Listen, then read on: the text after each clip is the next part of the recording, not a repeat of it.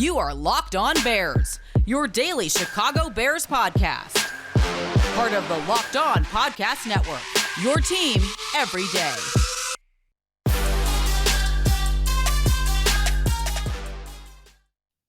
The Chicago Bears absolutely need to give Justin Fields more consistent, dynamic playmakers for his second season. And they should do pretty much whatever they can within reason to get one of his in this upcoming NFL draft. This is Locked On Bears, and I'm your host, Lorin Cox. I'm an analyst for Pro Football Focus, and I'm here to bring you your daily, in-depth Chicago Bears news and analysis. You can follow me on Twitter at CoxSports1. You can follow the podcast on Twitter at Locked On Bears. You can like Locked On Bears on Facebook. Join the Locked On Bears Facebook group for even more Bears talk. And make sure you hit that subscribe button on the Locked On Bears YouTube channel to keep up with all of our video podcasts as well. Thanks for making Locked On Bears your first listen today and hopefully every day. On the show today, we dive into Chris Olave and Garrett Wilson. We heard from both of them at the start of the NFL Combine. We'll kind of hear their thoughts on what it would be like to reunite with Justin Fields from Ohio State, but we'll go more specifically in what they would bring as wide receivers to the Chicago Bears. Obviously, not both of them at the same time, but potentially one or the other, depending on how this draft might shape out, because that's another part of this too.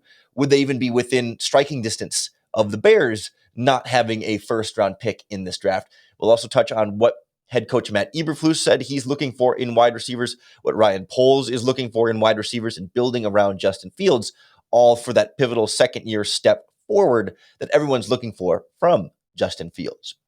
I think in particular, it's not too surprising that these guys would want to play with their college quarterback, but I think there's a real value to that we saw really take center stage this season in the NFL. But I want to start with what we heard from both Chris Olave and Garrett Wilson. And unfortunately, with the way the Combine's set up, we don't have the video and audio of the actual comments from Olave and Fields, but I do have the quotes here that kind of give you a sense of where they were coming from on Wednesday when they met with the media.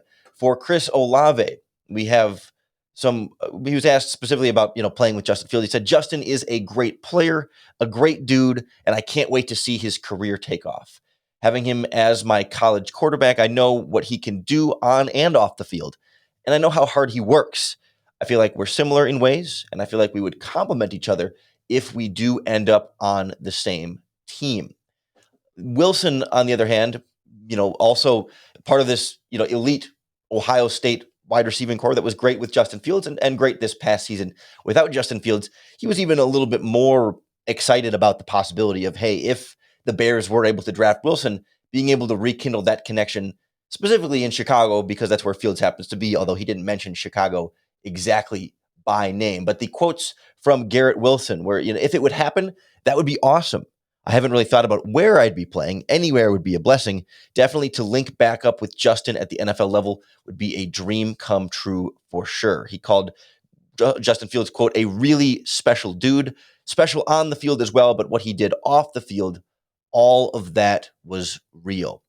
So clearly a strong, just like interpersonal connection between Fields and his receivers at Ohio State. And I think we saw how tremendously valuable this can be for a young quarterback, specifically with Joe Burrow and Jamar Chase with the Cincinnati Bengals, and how quickly they were able to rekindle that connection from LSU and spark what was, a phenomenal season from Burrow that got them, of course, all the way to the Super Bowl. And I know, and I'm clear that it's not as easy as just saying, all right, match college quarterback with college wide receiver, and they're going to be one of the best duos in the NFL. No, not necessarily. But if you take really good college quarterback and really good college wide receiver, then you can all of a sudden have something special there, right? This is not as simple as like taking Mitch Trubisky and matching him up with, Bug Howard from North Carolina, or one of these wide receivers that are number 5 type NFL wide receivers, right? The connection itself is not the only step. You need to have a really talented quarterback and a really talented wide receiver first. But Justin Fields fits that mold, and both Chris Olave and Garrett Wilson fit that mold. They're not quite Jamar Chase, right? We're not talking about drafting them in the top 5 of the NFL draft. And, Fields isn't at Joe Burrow's level yet. And presumably he can get there, but is not at that level either. But bringing in a receiver like this with that connection can help get him there, because I think it breaks down so many of those barriers that, you talk about chemistry with the receiver and being on the same page, and just how that takes time to develop. We saw it last year with Fields never really getting fully on the same page, comfortable with Allen Robinson throughout the season, and really, as things went on, getting closer there with Darnell Mooney. But really, it takes some time to understand exactly how fast a player is when they run this certain route at this certain depth. How hard do I have to throw it? How far in front of them do I need to lead the ball so they can run in it and keep in stride? How high can I know they can jump at a certain distance downfield, or how close to the sideline can I leave the ball for them to be able to get? All these things that only come from practice and game reps with a player. If you bring in a college receiver that the quarterback had played with, specifically a very talented college receiver that the very talented college quarterback had played with, they have that connection. So even as Fields and whichever receiver, Olave or Wilson or whoever, even as they're learning the new Bears offense, they're learning what the plays are and what they're called, but they still know that, hey, when I'm throwing a deep bomb over the top to Chris Olave, I know how long it takes him to get 40 yards. And I can just feel it. I don't have to think about it. I can just float it in the spot and instinctually know where I need to put the ball, because I've thrown the ball to that receiver hundreds of times over the last few years. Obviously a year off now, separated on different teams now, but right, that's the kind of hurdles you can just bypass right away with up that type of reliable, consistent option for Justin Fields. And that's one of the things Ryan Poles, the Bears GM, talked about at the combine. Specifically, they looked at traits that have helped second-year quarterbacks succeed. And one of the big things he talked about was having consistent, dependable playmaker, someone that they can go to when a play breaks down, when it's third down in key situations, and knowing that they can always rely on that guy. Justin Fields had that at Ohio State, and you could literally, if the draft falls the right way, bring that to Chicago and ensure that in not only a player to help him right now, but that sort of long-term quarterback wide receiver pairing for the long-term future in Chicago, that could be a pretty dynamic duo that gets right on track right away. It doesn't have as much of that learning curve as they get used to each other, or just be reacclimating to what they were able to do in college. I want to go more specifically into what these two receivers in particular were able to do in Chicago, in college, and how that aligns with what they're looking for at wide receiver in Chicago, next on Locked On Bears. Plenty of NFL Combine bets available with our friends at BetOnline, the number one place we recommend for all of your sports betting needs. You can bet on 40-yard dash times, bench press reps, will there be new records for the 3-cone and for the broad jump, how certain individual players will perform at the Combine, and so much more. Plus, free agency props are right around the corner. So even though football season is over, the betting fun does not have to stop at BetOnline. With all the latest odds, totals, and player performance props, it's the top spot for all your scores, your sports scores, podcast, and news all throughout this season. Not just football, but basketball, soccer, hockey, tennis. No baseball lockout bets right now, but eventually maybe we'll get back to baseball, and so much more. So head on over to the website today or use your mobile device to learn more about the trends in action you need to know. BetOnline, where the game starts. This NFL draft class of wide receiver, when you're looking for the Chicago Bears, has to start with these two Ohio State guys. Because, of course, without a first-round pick, the Bears are not going to get, the top 10 type guys. I mean, there's some debate on who's going to be right up there, but regardless, in the top 10 picks of the draft, right? They're not going to be in that conversation. The Bears don't pick until 39, and we'll get to a little bit more of this class as a whole, but specifically Chris Olave and Garrett Wilson from Ohio State. Each one is a slightly different flavor of wide receiver. Of course, they come in all sorts of shapes and sizes and can do and win in a lot of different ways. But they're similar, but in some ways and quite different in others. And you can kind of see them as different sides of some of the same coin, in the sense that some of the things that Chris Olave does well, Garrett Wilson does not do well. And some of the things Garrett Wilson does well, Chris Olave does not do particularly well. Let's start with Garrett Wilson, because there's even some debate here about which of these guys is going to be drafted first and how that might go. And again, we'll kind of get into more of the class dynamics in a little bit here. But Garrett Wilson in particular, number 5 at Ohio State. He's listed about 6 foot, 190 plus pounds there. And he is the much more, I don't want to say much more, but he's known more. He is the more dynamic athlete, right? He is the speed, explosiveness, quickness, burst, yards after the catch, get the ball in this guy's hands, but also downfield too, right? So it's not just underneath throws, but he can go vertical too. When he gets free running downfield, he's going to pull away from slower cornerbacks, right? He's going to be able to create just that long speed foot race separation down the sideline and then do some real damage when the ball is in his hands too, making guys miss, explosive. So it's the kind of guy that you want to get the ball in his hands on little quick screens, little crossing routes over the middle of the field, even like jet sweeps and all those things just to get him moving and get the ball in his hands. But then you can also go vertical with him too. Obviously 6 feet tall. He's not wide receiver out on the field. He's not tall or weak, but just, he's not a bruiser, right? He's not one of those red zone target type wide receivers, but absolutely in terms of movement ability, good hands, can make tough catches in contested catch situations as well. And just when you think about playmaker after the catch, Garrett Wilson definitely fits the bill there.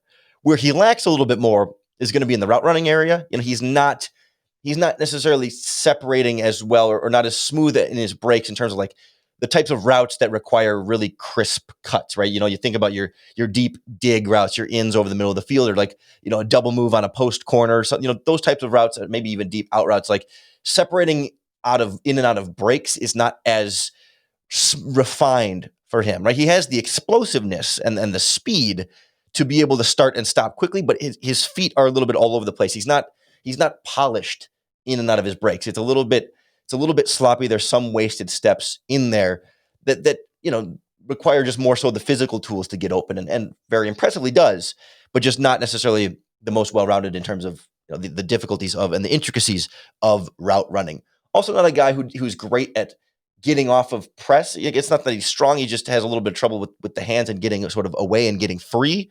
And once he is free, then he can use his speed to be the faster guy. But if you really clamp down on him physically, he doesn't always have enough separation skills other than just being fast. But if you clamp down on him, he's not able to be quite as fast as you might want him to be. Now, comparatively, Chris Olave is he's not the opposite, but there's some reverse skills there. So Chris Olave, of course, number 2 at Ohio State, he is the elite route runner, right? He might be the smoothest route runner in this draft class. I've not done extensive work on this entire wide receiver class top to bottom yet, so I can't say like he is number 1, but like top notch for a rookie prospect, route running, ability to separate, right? He's not as dynamic of an athlete.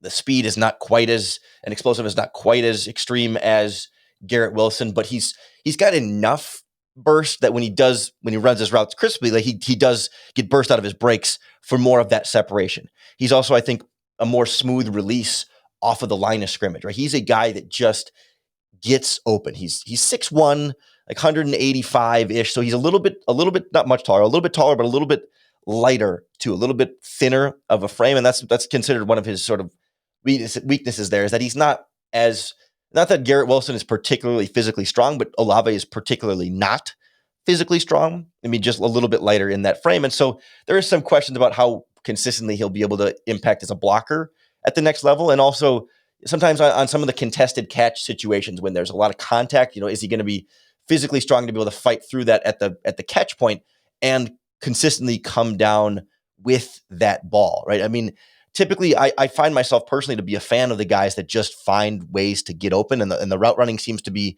I mean, the route running is such a valuable trait, but at the same time, with somebody like Wilson, you can't teach speed. You can teach route running, and so it's kind of a couple of different sides of potentially the same type of coin, and so it's interesting to see what the Bears might prefer, but also what might be available for the Bears. But we did get head coach Matt Eberflus talking a little bit more specifically about the types of things they're looking for out of not only their wide receiving core, but their group of playmakers in general for their quarterback.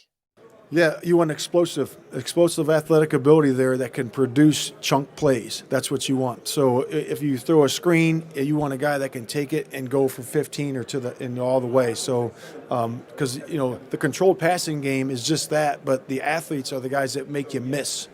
And that to me is so you gotta have guys that are quick, explosive, strong.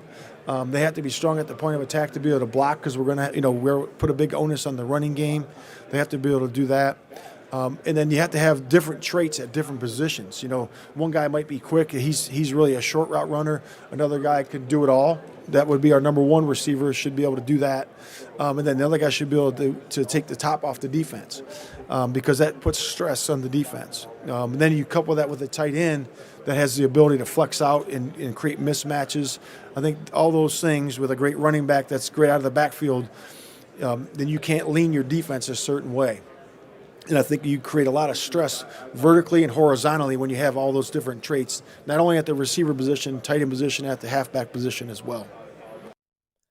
So some distinctions there from Matt Eberflus that they don't necessarily define, okay, like Garrett Wilson over Chris Olave or either way, but like he did talk about the number one wide receiver needing to be able to do it all. And I do feel like, out of those two, Olave is more of the number one, I mean, right now, more of the like higher floor number one type that can start to do a lot of it. I mean, not that he steps in as instantly number one wide receiver as a rookie, but like he's in that mold of like, seems to be a little bit more of the do it all, whereas Wilson is more of the dynamic athlete. And Eberflus kind of talked about liking both of those things sort of separately, but explosive athlete, produce chunk plays, make you miss, be quick, strong. Doesn't need them to block, which is a factor in there as well. But like you said, doesn't always have to come from the wide receiver position either in terms of, what exactly the team is looking for from the playmakers. But the bigger question right now for the Bears is whether or not they're going to have the chance to draft Garrett Wilson or Chris Olave. A lot of people pretty quick to say they at least at 39 where the Bears sit that they won't, but we'll kind of look at where this wide receiver class stands and what the Bears options might be next on Locked On Bears.